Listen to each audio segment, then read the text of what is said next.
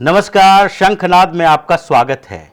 इन दिनों राहुल गांधी कुछ ज्यादा ही घमंडी हो गए हैं। ईगो उनके सर पर मंडरा रहा है। यह कहा जाता है कि घमंड जब सर पर चढ़ जाए तो उसके बाद उस घमंड को तोड़ने वाला जो पहले से वायुमंडल में चल रहा है वो एक्टिव हो जाता है, और यही स्थिति अभी बनी हुई है।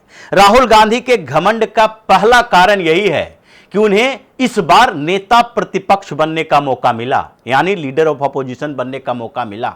2014 के बाद अब तक, यानी 2014-2019 के चुनाव में इनको वो मौका नहीं मिला था कि लीडर ऑफ अपोजिशन कहलाएं। 2024 के चुनाव में परिणाम आए और इनको एक नया संवैधानिक पद मिला, लीडर ऑफ अपोजिशन का। नेता प्रतिपक्ष बने हुए हैं, और नेता प्रतिपक्ष को ऐसे भ्रमित कर दिया गया है कि नेता प्रतिपक्ष का मतलब विपक्ष का नेता, यानी कि एक सरकार में शामिल पार्टियां और दूसरे वो पार्टियां जो सरकार में शामिल नहीं है। लेकिन सरकार में जो पार्टियां शामिल नहीं है वो दो तरह की पार्टियां हो सकती है, एक तरह की नहीं। यानी वो पार्टियां जो सरकार में शामिल नहीं है लेकिन विपक्ष में सबसे प्रमुख विपक्षी पार्टी के गठबंधन का हिस्सा नहीं है, या वो पार्टियां जो कि सरकार में शामिल नहीं है, विपक्ष में बैठी है, लेकिन उस गठबंधन के समूह को प्रतिनिधित्व करती है जो कि सबसे प्रमुख विपक्षी पार्टी के खिलाफ है। यानी कि विपक्ष एकजुट हो यह जरूरी नहीं है, सत्ता पक्ष भी एकजुट हो यह जरूरी नहीं है। यानी कि सत्ता पक्ष में कभी कभी ऐसा होता है कि सरकार बनी हुई है लेकिन सरकार में शामिल पार्टियां दो तरह से शामिल हो रही है। एक वो पार्टी जो कि कैबिनेट का हिस्सा बनी हुई है, एक वो पार्टी जो कि कैबिनेट में शामिल नहीं हुई लेकिन बाहरी स्तर पर समर्थन दे रही है। तो बाहर से समर्थन देने वाली पार्टी सरकार का हिस्सा तो होती है, इनडायरेक्ट होती है, यानी उसके पास कोई ऐसे सरकार में बने रहने के संवैधानिक दायित्व नहीं है। वो सरकार में है, सरकार को समर्थन दे रही, लेकिन वो कैबिनेट का हिस्सा नहीं है। उसी तरीके से विपक्ष में बैठी पार्टियां विपक्ष में है, सरकार के समर्थन में नहीं है, लेकिन मौके पर सरकार का समर्थन, यानी कि कुछ विधेयक का समर्थन, संसद सुचारू रूप से चलने देने में, दूसरे कारणों से समर्थन और विरोध दोनों की राजनीति करती है मुद्दे के आधार पर। कुछ न्यूट्रल पार्टियां हैं जो प्रमुख विपक्षी पार्टी के साथ खड़ी नहीं रहती और नहीं सरकार के साथ, यानी कि वो न्यूट्रल रहती है। कभी इन लोगों के मुद्दे पर इनका समर्थन कर दो, कभी सरकार के मुद्दे पर सरकार का समर्थन कर दो। ये आपके एजेंडे में शामिल होता है, आपका मुद्दा होता है। वही स्थिति अभी चली, मीटिंग हुई और मीटिंग में ये बात चली भारतीय जनता पार्टी की भी। संसद के सत्र के आखिरी समय में भी प्रधानमंत्री मोदी की किरण रिजिजू के साथ भी मुलाकात हुई, ओम बिड़ला के साथ भी मुलाकात किरण रिजिजू को हुई, और मुलाकात अमित शाह की भी हुई।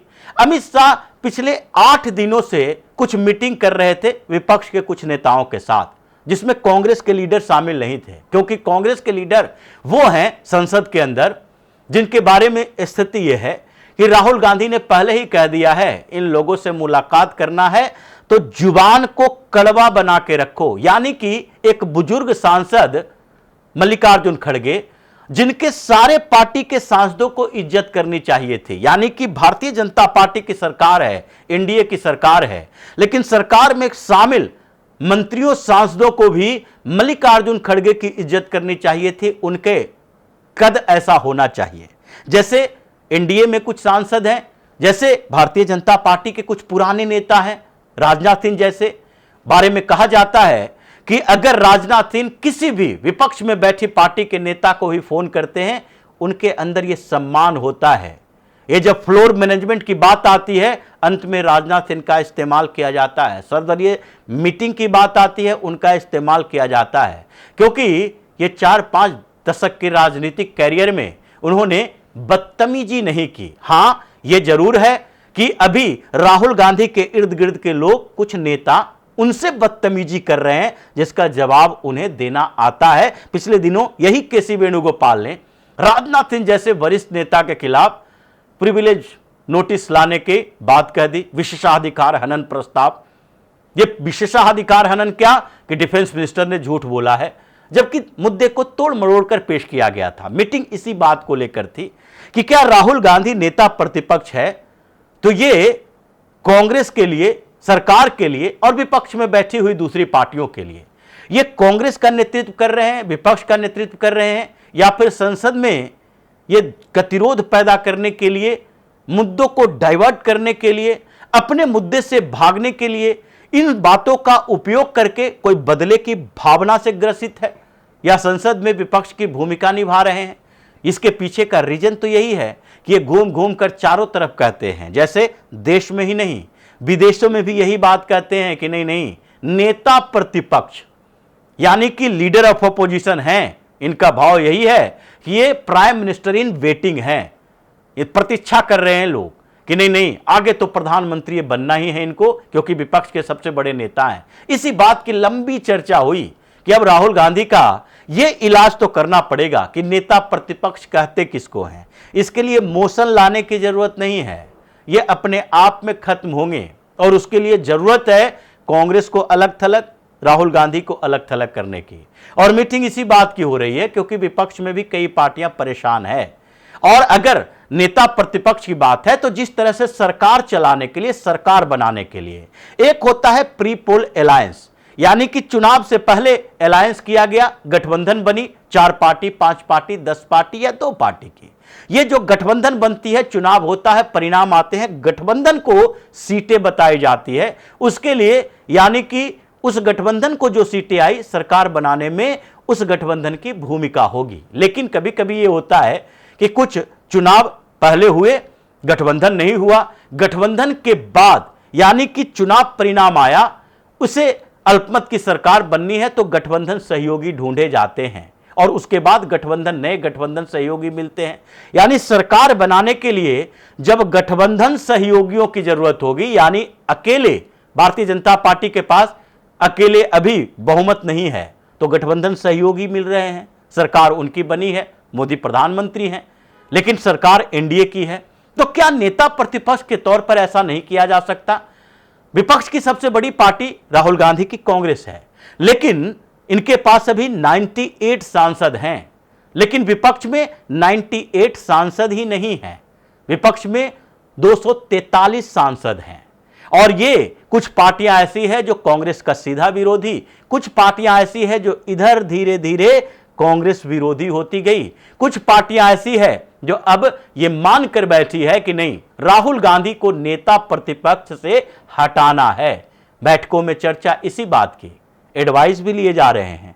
ओम बिरला से मीटिंग का मतलब ही यही था, नेता प्रतिपक्ष की भूमिका क्या होनी चाहिए, और क्या 10% किसी के पास अगर सीट है लोकसभा में, राज्यसभा में, उसे नेता प्रतिपक्ष बनाया जाए तो क्या गठबंधनों के आधार पर यह नहीं कहा जा सकता कि विपक्ष में एक पार्टी जिसके पास 98 सीटें हैं, लेकिन एक दूसरा गठबंधन बना है जो 3-4 पार्टियों का है, और वो लोगों के पास 140 सीटें हैं, और ये 130-40 सीटों वाले गठबंधन का कहना है कि विपक्ष में नेता प्रतिपक्ष की भूमिका जिस पार्टी को दी गई है वो पार्टी हमें पसंद नहीं, हम उनसे अलग होना चाहते हैं, हमारा अपना गुट है, और ये 140 सांसदों वाले गुट की तरफ से नेता प्रतिपक्ष बनाना चाहिए, क्योंकि हम बड़े प्रतिनिधित्व करते हैं।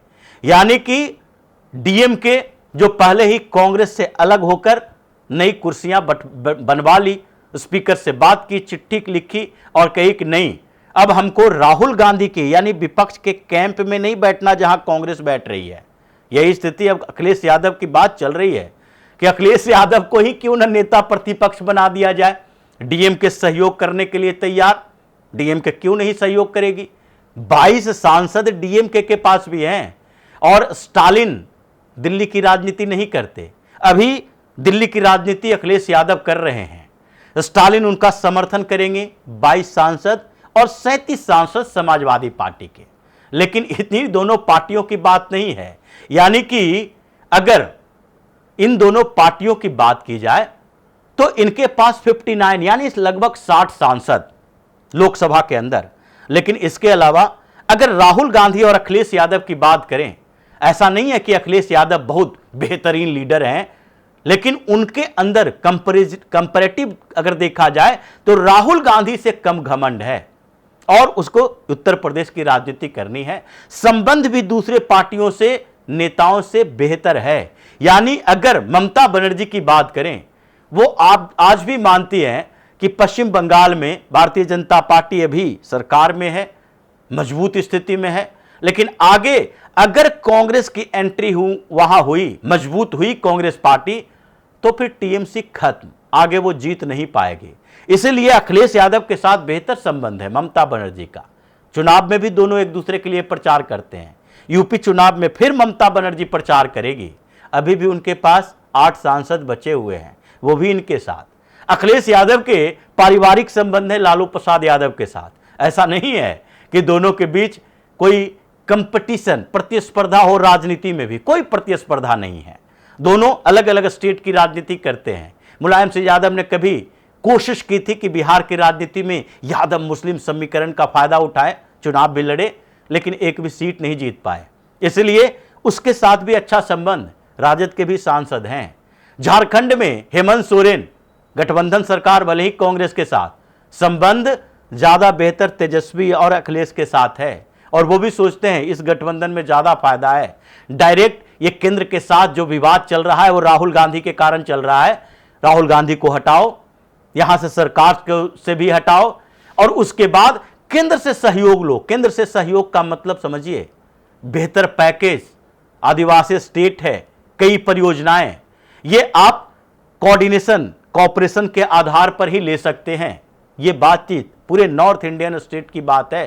कुछ और सांसदों की जहां तक बात है, उनमें साउथ इंडिया के भी, और अगर शरद पवार या उद्धव ठाकरे की बात भी करें, कांग्रेस से इंटरेस्ट नहीं, ये इन्हीं लोगों से इंटरेस्ट है। तो ये जो गठबंधन बन रहा है 130 से 40 सांसदों का, और ये गठबंधन अगर बन गया तो फिर ये दावेदारी अगले सेशन तक होगी इस बात की कि राहुल गांधी को निकालो। राहुल गांधी नेता प्रतिपक्ष नहीं होगा।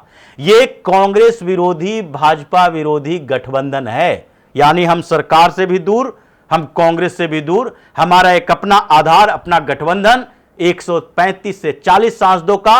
हम लोग तय करेंगे कि हमारा नेता कौन होगा और वो नेता को जो होगा वही नेता प्रतिपक्ष होगा। यानी कि सरकार अब वो मोशन या फिर दूसरे आधार पर जो कहा जा रहा था कि नहीं सब्सटेंसिव मोशन आना है, निशिकांत दुबे ने कहा है, ये आधार तो दूसरे स्तर पर है उनकी सदस्यता के खिलाफ, लेकिन राहुल गांधी से बदला लेने के लिए, नेता प्रतिपक्ष की कुर्सी छीनने के लिए एक नया प्लान भी चल रहा है, जिसमें गठबंधन सहयोगी पार्टियां जो राहुल गांधी की है और जो अभी अखिलेश राहुल साथ साथ घूमते हैं, राजनीतिक उठापटक में अखिलेश ही पटखनी देंगे और यूपी चुनाव से पहले राहुल गांधी का वो हश्र होगा जो कि ये बाद में ये भूल जाएंगे कि नेता प्रतिपक्ष रहते हुए इन्होंने टकराव की राजनीति या फिर सामंजस्य की राजनीति या फिर घमंड की राजनीति की है, जिसका परिणाम अब सामने दिख रहा है। यानी नेता प्रतिपक्ष से विदाई की नए रास्ते तैयार किए जा रहे हैं। मीटिंग इस बात की है और लगता है इस बार राहुल गांधी के निपटाने का सबसे खतरनाक प्लान अमित शाह ने बना लिया है। तो इसी तरह की खबरों के साथ फिर से हाजिर होंगे। तब तक के लिए बने रहिए हमारे साथ और देते रहिए हमें सहयोग, ताकि इसी तरह की खबर हम आपके लाते रहें। धन्यवाद।